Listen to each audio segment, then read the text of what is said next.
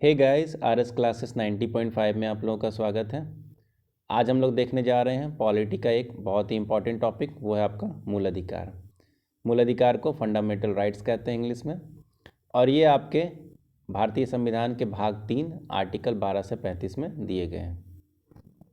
तो चलिए हम लोग देखते हैं। लोकतांत्रिक शासन व्यवस्था में मूल अधिकार वे अधिकार हैं जो किसी व्यक्ति के पूर्ण शारीरिक, मानसिक एवं नैतिक विकास हेतु अनिवार्य हैं। इन अधिकारों को राज्य के विरुद्ध न्यायपालिका का संरक्षण प्राप्त है। मतलब कि आपके जो फुल डेवलपमेंट होते हैं, मतलब कि आपके जीवन के जो चरित्र को जो निखारते हैं, उसी को मूल अधिकार कहते हैं। और मूल अधिकार जब आपका हनन होता है तो आप डायरेक्टली न्यायालय में जा सकते हैं। चलिए आगे देखते हैं हम लोग। मूल अधिकार का पहला आर्टिकल, जो कि आपका आर्टिकल नंबर 12 है, ये क्या कहता है आपका? ये कहता है कि राज्य के अंतर्गत भारत सरकार और संसद तथा राज्यों में से प्रत्येक राज्य की सरकार और विधानमंडल तथा भारत के राज्य क्षेत्र के भीतर या भारत सरकार के नियंत्रण के अधीन सभी स्थानीय और अन्य प्राधिकारी आते हैं। मतलब कि आर्टिकल 12 के तहत कौन कौन आएगा? तो आर्टिकल 12 के तहत आपके भारत सरकार आएंगे, उसके बाद आपके राज्य सरकार आएंगे, ठीक है। उसके बाद कुछ आपके अन्य प्राधिकार भी इसमें वर्णित है, ठीक है। यही आपका आर्टिकल 12 में बताया गया है, मतलब कि राज्य किसे कहा जाएगा मूल अधिकार के संबंध में। अब हम लोग आगे चलते हैं। एक और पॉइंट दिया हुआ है कि मौलिक अधिकार जो है संयुक्त राज्य अमेरिका के संविधान के अधिकार पत्र, मतलब कि बिल ऑफ राइट्स से लिया गया था। अब हम लोग देखते हैं मौलिक अधिकारों में संशोधन, ठीक है। तो भारत के उच्चतम न्यायालय द्वारा विभिन्न मामलों में निर्णय तथा संसद द्वारा किए गए संशोधनों का परिणाम यह रहा, ठीक है। पहला है, मूल अधिकारों का संशोधन किया जा सकता है। यह बताया गया आपका उच्चतम न्यायालय के द्वारा कि मूल अधिकार में संशोधन किया जा सकता है। दूसरा पॉइंट है, प्रत्येक ऐसे संशोधन में न्यायालय यह विचार करेगा कि यह क्या मूल अधिकारों के संशोधन से संविधान के किसी आधारित लक्षण, मतलब कि बेसिक स्ट्रक्चर का निराकरण या विनाश तो नहीं हो रहा है, और यदि ऐसा होता है तो संशोधन उस विस्तार तक शून्य रहेगा। मतलब कि एक बेसिक स्ट्रक्चर है संविधान का, जो कि अगर उसमें कुछ हानि होता है तो जो भी संशोधन संसद के द्वारा किया जा रहा है वो आपका नील हो जाएगा, मतलब उसको माना नहीं जाएगा। चलिए आगे देखते हैं हम लोग। तीसरा पॉइंट है, उच्चतम न्यायालय द्वारा आधारित लक्षण की कोई सूची जारी नहीं की गई, लेकिन उसके कई निर्णयों से कुछ मूल ढांचे के बारे में पता चलता है। जैसे कि मतलब क्या हुआ ना कि संविधान जो आपके उच्चतम न्यायालय है, उन्होंने जो बेसिक स्ट्रक्चर होता है उसके बारे में कोई भी जानकारी नहीं दिया, लेकिन कुछ जब आपका संशोधन हुआ तो कुछ उच्चतम न्यायालय के द्वारा कुछ निर्णय लिया गया, तो उस निर्णय के बारे में के कारण से मालूम चलता है कि आखिर बेसिक स्ट्रक्चर था क्या या है क्या। तो जैसे कि बेसिक स्ट्रक्चर के बारे में जाना जाए तो संविधान की सर्वोच्चता, मतलब कि संविधान सुप्रीम होगा, ये आपका बेसिक स्ट्रक्चर, ये आपका मूल ढांचे में आएगा। उसके बाद है आपका संसदीय प्रणाली, ये भी आपका मूल ढांचे में ही आएगा। चलिए आगे देखते हैं। उसके बाद है आपका न्यायिक पुनर्विलोकन, मतलब कि जुडिशियल रिव्यू, पंथ निरपेक्ष शक्तियों का पृथक्करण। ये सब जो पार्ट है आपके उच्चतम न्यायालय के, जब उसका जो संविधान संशोधन का जब बात गया, तो जब उसके निर्णय जब आए, उनसे ये हम लोगों को जानकारी मिलता है कि आपका मूल ढांचा क्या है, बेसिक स्ट्रक्चर किसे कहा जाता है। अब चलते हम लोग देखते हैं मौलिक अधिकारों की स्थिति। पहला संविधान संशोधन 1951 में आया था। इसमें अनुच्छेद 31 द्वारा प्रत्याभूत संपत्ति के अधिकार को सीमित कर दिया गया, ठीक है। पहला संविधान संशोधन 1951 के तहत इस जो अनुच्छेद 31 था उसको सीमित कर दिया गया था। उसके आगे है आपका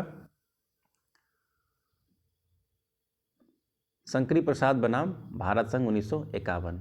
इस मामले में यह प्रश्न उठाया गया, क्या संसद मौलिक अधिकारों का संशोधन कर सकती है?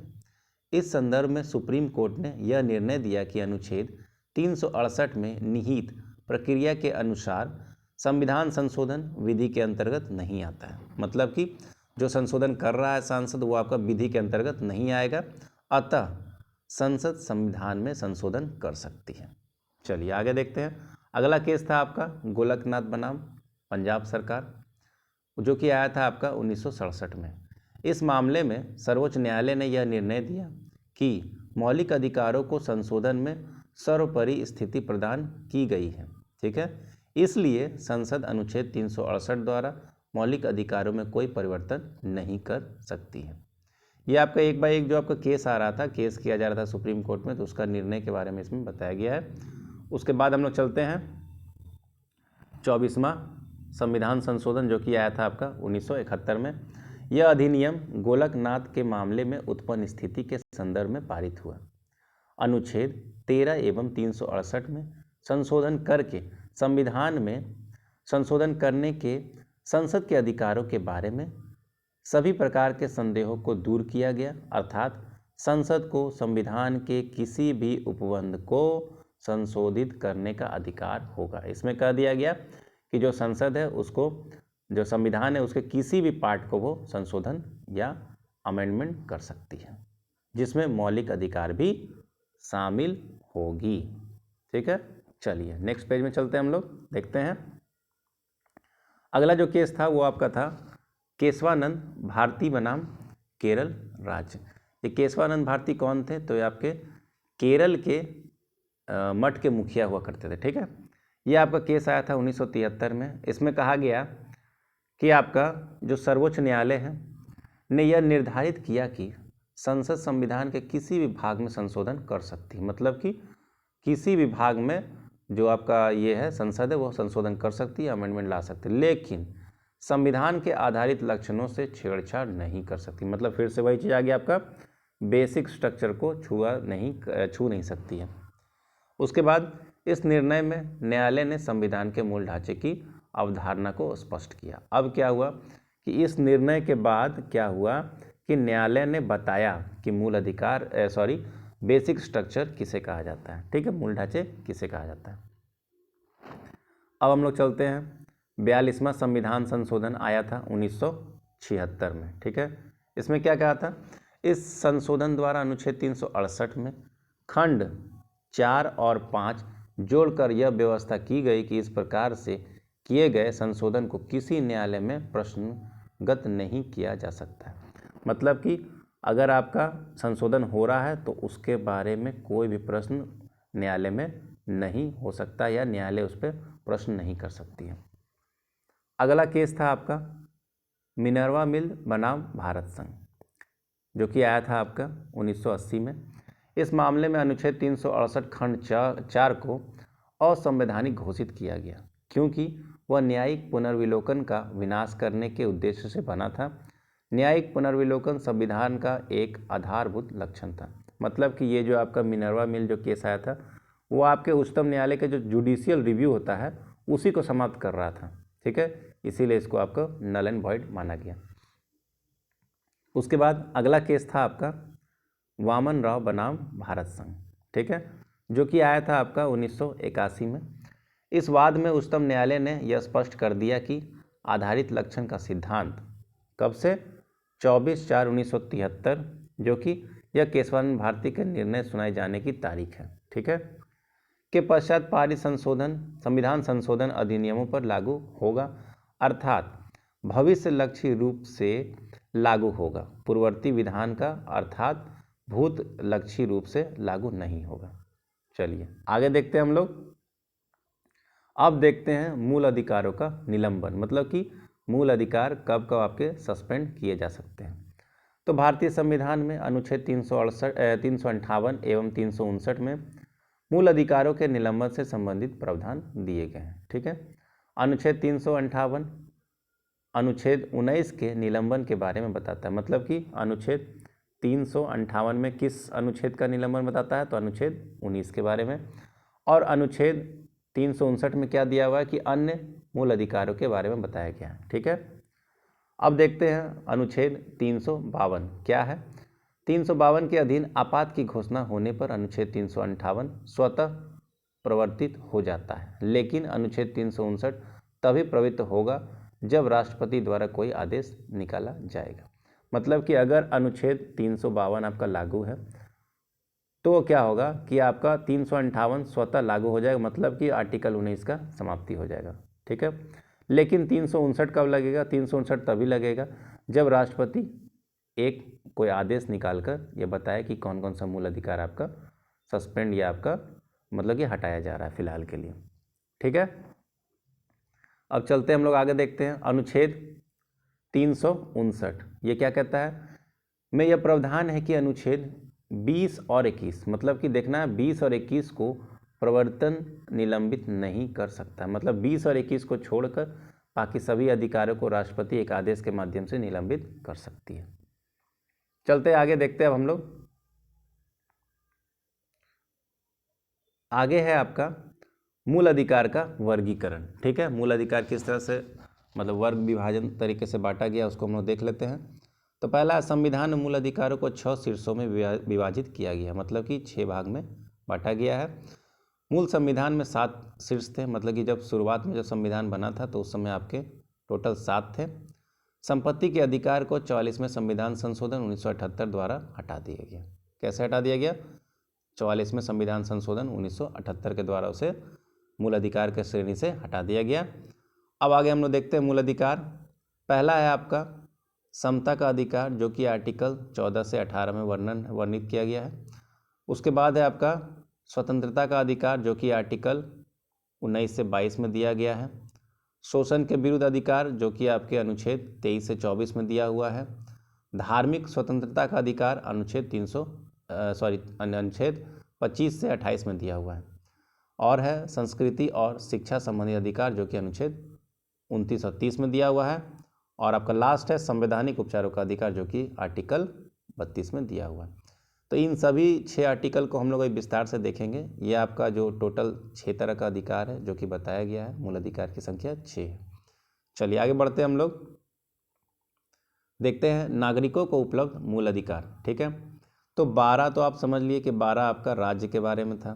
13 में बताया गया कि वैसा कोई भी जो संशोधन राज्य सरकार या केंद्र सरकार ला रही है, जो आपके इसको उच्चतम न्यायालय को लगता है कि वो आपका मूल अधिकार का अल्पीकरण कर रहा है, तो वो आपका नल एंड वॉइड हो जाएगा।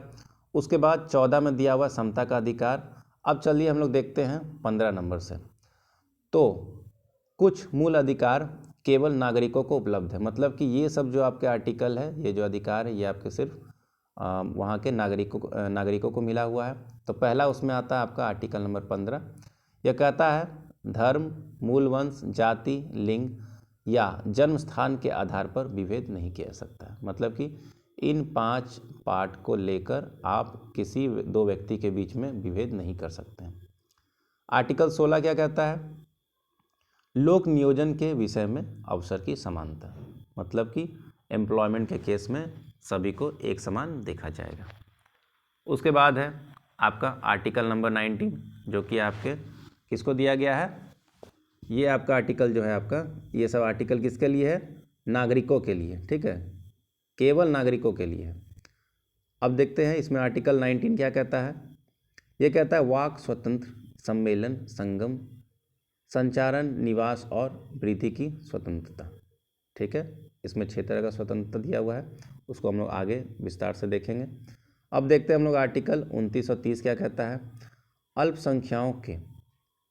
अल्पसंख्यकों के संस्कृति और शिक्षा संबंधित अधिकार सभी व्यक्तियों को उपलब्ध मूल अधिकार है। ठीक है, अब क्या है आर्टिकल देख लेते हैं। सभी व्यक्तियों को, मतलब कि विदेशी और भारतीय नागरिक सभी को जो आपके मूल अधिकार प्राप्त है, उसको हम लोग देख लेते हैं। पहला है आपका आर्टिकल नंबर 14, मतलब कि विधि के समक्ष समानता। मतलब विधि के समक्ष सभी लोग समान होंगे, चाहे वो एलियन हो, दूसरे देश के हों, चाहे भारतीय नागरिक क्यों ना हो। उसके बाद आता है आर्टिकल नंबर 20, अपराध के लिए दोष सिद्धि के संबंध में संरक्षण। आर्टिकल नंबर 21 क्या कहता है? प्राण एवं दैहिक स्वतंत्रता। और आपका 21 का कहता है शिक्षा का अधिकार। शिक्षा मतलब पाने का अधिकार किस में दिया हुआ है? आर्टिकल नंबर 21 के क में दिया हुआ है। उसके बाद है आपका आर्टिकल नंबर 23 और 24, ये आपका शोषण के विरुद्ध अधिकार से संबंधित है। उसके बाद है आर्टिकल 25, 26, 27 और 28, ये आपका धर्म की स्वतंत्रता बताता है। तो ये सब जो आपका आर्टिकल था, ये सभी आर्टिकल आपका सभी के लिए उपलब्ध है, नागरिकों और विदेशी दोनों के लिए। अब उसके बाद देखते हैं हम लोग आर्टिकल नंबर, यहाँ तक तो हो गया। अब देखते हैं हम लोग नकारात्मक और सकारात्मक भाषा, क्या इस वर्ड का जो यूज़ हो रहा है संविधान में क्यों हो रहा है, उसको हम लोग समझते हैं। जो अधिकार राज्य को यह आदेश देता है कि वह किसी विशेष प्रकार के कार्य ना करे, ठीक है, उनका रूप नकारात्मक है, ठीक है। तो वो क्या हो जाएंगे आपके नकारात्मक, मतलब कि आपको राज्य को यह आदेश दे रहा है कि वो आप ऐसा नहीं कर सकती है, तो वो आपका नकारात्मक में आ जाएगा। उदाहरण के लिए अनुच्छेद कौन कौन सा है? अनुच्छेद 14 आता है, 15 का 1 आता है, 16 का 2 आता है, 18 का 1 आता है, 20, 21, 22 का 1, 27, 28 का 1, ये सारा जो है आपका नकारात्मक रूप में गिनती आता है। उसके बाद आप देख लेते हैं सकारात्मक में कौन सा आता है आर्टिकल। आर्टिकल 19(1), 21(1), 29, 30, 32, ये सब आपके सकारात्मक में आते हैं। चलिए आज का लेक्चर हम लोग यहीं समाप्त करते हैं। अगले लेक्चर से हम लोग जो आपका मूल अधिकार है उसको हम लोग अच्छे से विस्तार से समझेंगे। चलिए, लेक्चर अच्छा लगा हो तो प्लीज़ लाइक, सब्सक्राइब, शेयर जरूर कर दें। Thank you very much.